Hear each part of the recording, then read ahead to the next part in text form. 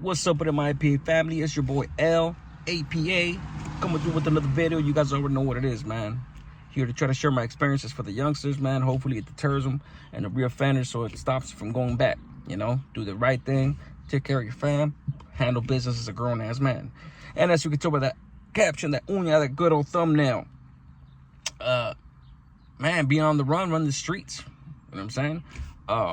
Probably be a better caption, a thumbnail by the time it's said and done, but that's basically what I'm going to talk about today. So let me get it started. So first of all, I want to say, please hit the like, hit the subscribe button, or at least consider doing so. Share the video if you want to share the video, things like that, man. And I appreciate you staying. You know, all you're gonna get is the truth from me and things like that, because I've been through way too much stuff for me to be making up stories just to get views and clout and things like that. And those who know me and been rocking with me for a long time know the truth in those words. So I'm gonna take you back, man. I did the last video of fighting murder cases in the county jail. My initial intention was to kind of speak about what I'm about to speak about right now in that video, but it kind of just, you know, veered into another area, which at the end of the day is still an interesting part of my life. But nevertheless, I digress. Let's get it started. Take you back to, I want to say, to 2004. I got out of the county jail, did a county year, whatnot. Before that, I was in and out of the juvenile hall system for 5 years before that. You know, I hit the county, I got out, boom, got out nice and fresh, healthy. And every single time, and I know a lot of dudes could relate. I was a hood baby. You know what I'm saying? A lot of us are hood babies, meaning we lived, breathed, and died for the hood. You know what I'm saying? Like, every single time, even when I was in the halls, like, man, I couldn't wait. Just the thought of getting released, I couldn't wait, like, with anticipation and excitement, like, rubbing my hands together. Can't wait to go to the neighborhood. Man, I wonder who's gonna be there. What's up with the girls? You know what I'm saying? Like, yeah, I just got out. You know what I'm saying? What's up, man? You know, little hood, you know, ghetto hood famous shit. You know, when you first get out and you're deaf and you put in work for the neighborhood, you know, people are gonna have your name on their mouth in a righteous way. You know what I'm saying? Meaning, like, oh, that fool's with the business. You know, that oh, that's Looney right there. Yeah, that's a homie. And any girl never fails. Any little hoodie, any girl, whatever that's there at the time, that's what I used to trip out on. Every time I got out, I used to go in with 2 months, end up maxing out a year. Sometimes I got a year, 14 months, whatnot. So by the time I got out, a year is a long time. You know, there would be a different girl, you know? So sure enough, man, you get out and the girls that are there, like, oh, who's that?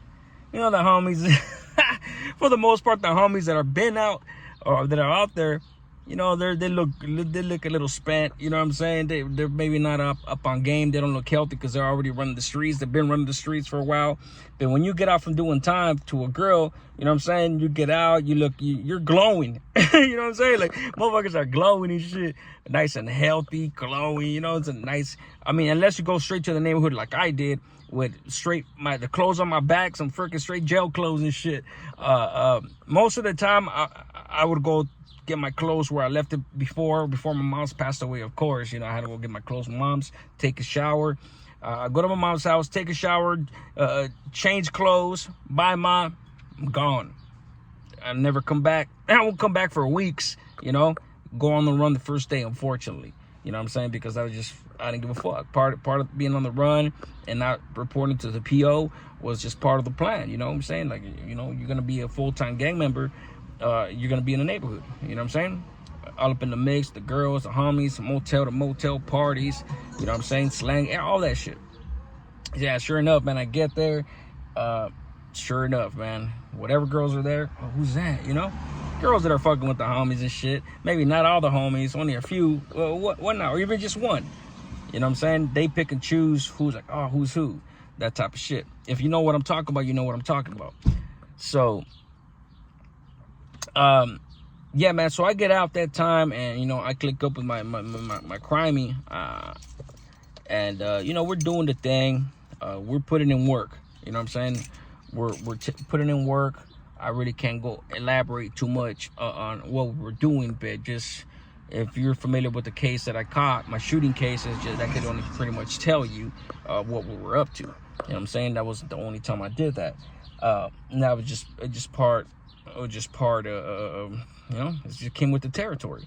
And at this point, bro, I'm 18 years old. You know what I'm saying? I'm 18 years old, 19 years old. And, you know, I'm already a veteran in my neighborhood. I've already been from my neighborhood for years, bro. You know what I'm saying? 5, 6 years. You know what I'm saying? As a youngster in your teens, when you're part of your neighborhood, damn near all your teens, putting in work, doing all that shit, you already got status in the neighborhood and things like that. You know what I'm saying? Amongst your homeboys, you know, you're amongst the elite of your homeboys. You know, and and that's just what it is. So, you know, and then there's, to me, in the neighborhood, there's the regular homies, the money makers. They're the dudes that are pretty much dead weight for the most part, but they still do and they do enough to not get rolled out. And then you got the gunners, you know what I'm saying? Pistoleros. That was me, you know what I'm saying? My brother was more of a money maker, but when he had to, you know what I'm saying, he would gun. You know what I'm saying? But I was strictly a gunner, and obviously I was making my money too and everything. But my passion was going and look for the enemies. And if the enemies ever came to the neighborhood to plaque whatever, I would take it upon myself at 6 or 7 in the morning, as soon as the discount store opened, to go get a spray can, cross it out ASAP, because I felt highly disrespected for every second that went by, every minute that went by, and the plaquings were still on the wall. I got madder and angrier and angrier, and as soon as I crossed that out, boom, I was on my way to the enemy's neighborhood. And so yeah, man, that's what I got out to. That's what we're doing. Put it in work, doing all that shit. Them dudes were coming back, of course, and it was just a little battle zone, a little war zone. You know what I'm saying? I've been shot up a few times in my life. The worst one being in my chest, of course. So I'll take you to when I caught my case. I caught my case. I've already spoken on that. I already spoke on that. Did a video on that. But after I escaped from the hospital, I got shot, whatnot. My crimey raced me to the hospital, to Children's Hospital of Orange County. Is that what CHOC stands for? Yeah, I think CHOC. It's right there next to St. Joseph's over there on. It's in Orange over there by fuck, I forgot the streets. It's been a long time. Levita, I think Levita, somewhere over there. So that's how dire it was. He rushed me to the first emergency room he saw, and it happened to be a children's hospital, and they saved my life. You know, they saved my life. You know, they put a chest tube in, and soon after that, I was out. I lost too much blood. My lung, internal bleeding. I was choking on my blood, all that shit. And days later, you know what I'm saying, came to, whatnot. Then they had transferred me to UCI over there on the City Drive, right across the street from what used to be the block, which is now called, from what I understand, that the Orange Outlets or some shit. So yeah, man, and the irony of that is that that's where I had grown up my last 5 years before the county, right across the street from UCI, right next door, damn near, is a juvenile hall. You know what I'm saying? The Orange Court, the court building, the juvenile hall. Across the riverbed is YGC, the Youth Guidance Center. That's one of the juvenile hall camps that I was at as well. Spent 14 months of my life in that facility myself. So I just find it ironic that I, almost lost my life, came back, and ended up right there where I started in my career, doing time and things like that. So eventually, man, I pull out the chest tube myself right when the doctor's telling me that he's gonna pull it out the next day, but he's just leaving it in just as a precaution. I do what I got. I Houdini'd that shit with the handcuffs, and I was gone. But I was very weak. I could only walk slow. It took me what seemed like an eternity to walk down those stairs from the hospital. You know what I'm saying? And for those of you that haven't heard the story, I guess I'll just sum it up real quick. The cop that was on duty was trying to get at the nurse, and I waited for the perfect, and it was a routine every time. I don't know if he was there smashing, which is probably what he was doing. He was probably there in the room smashing because it was late at night, and you know, he had to watch me overnight, you know, and so I waited. They were doing that every day for a couple weeks, so I waited for that right time. Boom, he left, pulled out the chest tube, stopped. Like, matter of fact, you can see it right here. You see that line right there? That's where the chest tube went in. That's slit. They slit me open right there. That's where the chest tube, I got shot right here. And yeah, man, he took off. I grabbed up my thing, boom, and started going. In the hospital gown, asshole naked underneath that gown. Went to the back of the stairs. They used to have me doing therapy, physical therapy, just walking around the whole cubicle, which is the where the center was, where the nurse's station was, things like that. So I pretended like I was just walking, boom, boom, boom, boom, because I used to walk in circles around the nurse's station, and so they were used to seeing me doing that. So only this time, I walked around one time. The nurse had her head down on the computer, not even paying attention. She assumed that I was just doing my therapy thing. And the second time I came, boom, I opened up the back door to the staircase, and I was gone. You know, it took me a good 10 minutes to get down there. I'm glad I didn't get caught. Got down there. My mom's picked me up. I told my mom I was being released from the hospital, and she picked me up, took me across around the corner on Chapman to the Motel 6 right there. City Drive, Chapman right there. The one that turns into State College, eventually into Anaheim. And that was that, you know. And that's where my ordeal started, as far as being on the run. And now, obviously, for anybody that knows, when you're wanted for any type of violent felony, shootings, murders, attempted murders, assault with deadly weapons, whatnot, they employ the U.S. Marshals, you know, task force, U.S. Marshals Federal Task Force, and that's what happened to me. You know, that's what happened to me. So when I got to the corner around the Motel 6, one of my homeboy Magic, matter of fact, you know, heroin was outlawed in my neighborhood for the youngsters, at least. Only the older homies, I guess, could do it because they're older. What the fuck they want, right? I was gonna tell OG what to do. So he's one of the ones that always like was on it. No crack, no fucking heroin or nada. We fucking find you motherfuckers being tecatos, we're gonna fucking smash you. That type of shit, you're gonna get a calentada. And he was very strict about that, you know what I'm saying? And I say this to say the following. When I left the hospital, I didn't have no painkillers or nothing. They had been giving me morphine, so I was already like feeling sick from the withdrawals from the morphine. And he pulls me to the restroom. Somebody that had been telling me I better not catch you doing this shit pulled out some carga, boom, gave me some because he knew I was in pain. I was in pain. And I remember obviously my lung collapsed, and I remember trying to take he used to smoke it. He was never an IV user. He was never an ERA user. So pull out the foil, boom. I try to take a puff of that shit. As it is, when you don't smoke heroin for a long time, or you don't never smoked it, that shit burns your throat bad before you start getting used to it, right? So I try to take a hit, bro. My lung felt like it was gonna explode. You know what I'm saying? Like, it's probably not the smartest thing to do, to try to smoke something when I have a collapsed lung, right? So that led me to killing my pain in other methods. Led me to getting strung out, and I was off to the races, you know.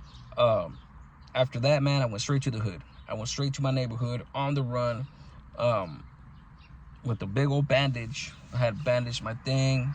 Had managed to sew myself up, meaning somebody helped me sew me up. And I'm saying I did it, you know, not in the hospital is what I mean by my sewing myself up. And, you know, the very next day I was in the neighborhood, and you know, years later, some of the little homies that became from the neighborhood I remember them telling me, like, damn, bro, seeing you in the neighborhood the next day after you know, escaped from the hospital, like, man, bro, that's why I wanted to be from the neighborhood, bro, because you were with the business, man, dedicated to the neighborhood, shit like that. And when he told me that, I was, at that time, like, I wasn't really feeling the cause no more, you know? But I remember thinking, like, damn, like, shit, like, We don't even realize the impression that we make on youngsters and the type of motivation we instill them with to try to not only be like us, but in some cases overdo us, maybe be downer than us and shit like that. I know I got caught with that shit, that type of mentality. You know what I'm saying? I caught that type of mentality. I seen the homies, the pistoleros in the neighborhood, so I wanted to be the best one. I wanted to outdo them. So I understood. So I go on the run, whatnot, man, and it was rough. You know what I'm saying? The marshals started kicking in doors, and houses in the neighborhood that I had just been standing in front of. You know what I'm saying? I had never been in that house, but somebody was telling on me the recon element of either the federal marshals or whatnot that had taken pictures of me standing in front of a house. Ended up raiding that house thinking that I was staying there when I wasn't. And that's what allowed me to stay out the longest time I had ever been out, is because what they assumed was my spot was never my spot, because I was legitimately homeless. Everybody closed their door to me. You know what I'm saying? And I didn't blame them, because who the hell wants to get the door kicked down by the marshals? You know what I'm saying? They were kicking down. There's this a girl named Chapa, probably somebody from the homies from the neighborhood, whoever watches this video will understand who that is, over there on Bush and 14th. She got her house hit a few times. One of the times I had just been there like 5-10 minutes before, and it was one of the few times that I actually managed to escape shortly after they raided that spot. And that's how I knew somebody was telling too. But since I was bouncing around from spot to spot, Riverside, hiding out in Riverside, sometimes in LA, Mobo, laying my head wherever I was able to lay my head at, taking showers anywhere I could. You know what I'm saying? Even going to restrooms and fucking freshening up and things like that. It was a hard life, man. It was a hard life. Like, I was legitimately homeless. You know what I'm saying? I didn't look homeless. You know what I'm saying? I had clothes in different spots where I used to go shower, put on a new fresh pants, you know what I'm saying? Socks, things like that. But for all intents and purposes, I was homeless without actually looking and smelling homeless, and I was sleeping in cars. Sometimes I would rather sleep in cars than risk staying at houses I had already stayed in, because spots were getting raided. And I knew that I could not get locked up with a drug habit. You know what I'm saying? Because I was doing grams a day of that shit, and I knew that as soon as I got locked up, I was going to withdraw. I was going to have sick-ass withdrawals. And, I had already kicked that shit one time before, and it was nothing nice. It was nothing nice. So that was my biggest fear. My biggest fear wasn't even getting caught, because I was looking at life and shit like that. Even though that was a worry, it wasn't my predominant fear. It wasn't number one in my mind. Number one in my mind was the sickness that I was going to go through when I hit the county jail. And so that's why there was sometimes even my connects helped me out. You know what I mean? Saying, like, I was bringing so much money to the connects, consistent and solid money to the connects, because I was slanging, doing my thing to support my habit on the side too, hitting licks and doing whatever I could to come up to the point where my connects were like, man, I'm a good customer, and they used to trip out like, damn, bro, like, they heard, people talking the streets, and they knew I was on the run for a big ass case, and they were like, "Dang, I'm not like, bro, like when they get you, bro, like, fuck, bro, that's fucked up, homie. I feel for you." And I would just be like, "Damn, it is what it is, bro." You know what I'm saying? I gotta do what I gotta do. I gotta stay on my toes. I gotta keep moving. And one of my connections, so actually, he was his real job was obviously he was slanging, but his real job, he used to remodel little apartments and shit, like drywall and fucking paint and shit like that. So whatever properties he was working on, he would give me the address because they were vacant, and would tell me like, "Hey, bro, you can stay right here tonight, and the next night on another property that he was working on, you can stay here tonight." Boom, boom, boom, boom. Obviously, it's just like, don't fuck it up or bring nobody over there, type shit. And and that's how I was getting through. That's how I was surviving. Cars, garages. There was this other paisa that I used to sell stereos to, speakers, anything I could get my hands on, right? I used to fence him through him. And he had his garage. He had a little mattress in his garage. It's like, hey, Loon, pinche Loon, cabrón. It was a paisa. He used to let me sleep there. You know what I'm saying? So I had little crash spots all over the city, man. But the number one thing that was fucked up is I couldn't post up and stay out longer because I needed to go out to come up, slang, do whatever I had to do, and go pick up and get well. You know what I'm saying? That was the biggest struggle right there, getting well. You know, and it's just like I say on my channel or anywhere else, like, you know, you're always gonna have your haters or trolls and things like that, right? People try to pull covers. Like I'm with me, ain't nobody ever gonna pull my coverage because I'm brutally honest about what I've been through. You know what I'm saying? I've had some fucked up spot. I had some real downs in my life, moments that I'm not proud of, and I've had some real solid ass moments. The majority is solid ass righteous moments where I shined. So I'm not worried about the times where I didn't shine, where I was a disappointment or anything like that, because that's what built my character. You know what I'm saying? I learned from my mistakes. You know what I'm saying? And it is what it is. I burned a lot of people, you know, depending on the situation. You know, I did grimy shit before, you know, but it taught me that that's not the type of person that I am inherently. And addiction is a motherfucker, you know, addiction is a motherfucker. And sometimes it brings you to a certain area and to certain lows that you never thought you were capable of going, you know. But as long as you learn from it, you know, it builds character. So that's how it went for me, man. Suffering, like, to the point where I felt like turning myself in, but I couldn't turn myself in because of the addiction, and just, you know, spending a lot of days in the neighborhood, bored as fuck. Everybody, some people are at work, some people are asleep, you know, whatever. You know what I'm saying? The neighborhood, daily neighborhood grind, neighborhood hood baby. And at one point, I was one of the only pistoleros that was out there that was actually handling shit and going over there and looking for the enemies that used to come over here. You know, if it wasn't for me at times, or the enemies that used to come and plaque in the neighborhood, that shit wouldn't get crossed out for days if I wasn't there. You know what I'm saying? Like, I remember that shit happened when I was over there hiding out in Riverside. And somebody told me that shit's been there for days. I was like, damn, when I came back, I was like, man, what the fuck, man? You know what I'm saying? But it is what it is. You know what I'm saying? That's why a lot of us had disdain for weekend warriors, or considered the homies no good. Not like they were snitches or checked in or chamala or nothing like that. They were no good in the sense where they left the barrio, they gave up, they hung up the gloves, that type of shit, you know? That was the extreme version of the dedication that motherfuckers have for the neighborhood, like I used to have. You know, but as I got older, I understood why they left. You know, they had kids and things like that. They were the smart ones. You know what I'm saying? They were the smart ones, and they were hip to the skip. And, you know, as a result, they didn't go through a lot of suffering, and they didn't do 15 years in prison or not doing life in prison as we speak, because they were wise. You know what I'm saying? Scared, wise. I don't care what you want to call it. They made the smart choice.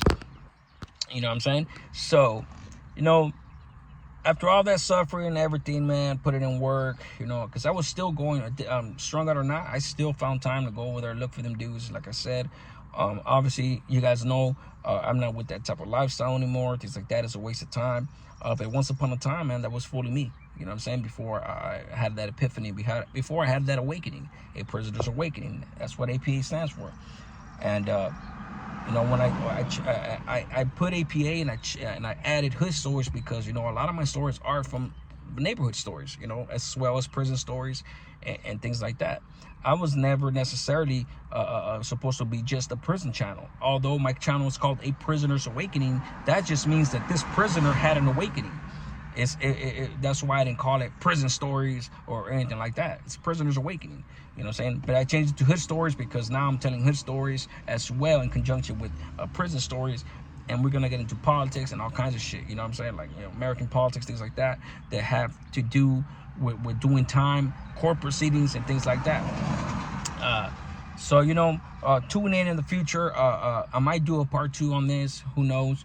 But eventually I ended up getting cracked. And maybe in part 2, I'll tell you exactly how I got cracked after being on the run from the marshals, and specifically what the marshals were doing as well. That being said, man, hit the like. Hope you guys enjoyed this video. Appreciate you guys rocking with me all this time. Those of you that have been my day ones, the ones that are new and decide to stay, man, I appreciate you. And as I always say, man, one life saved is one life blessed. For the youngsters especially, a smart man learns from his mistakes, but a wise man learns from other people's mistakes. You guys be good. I'm out.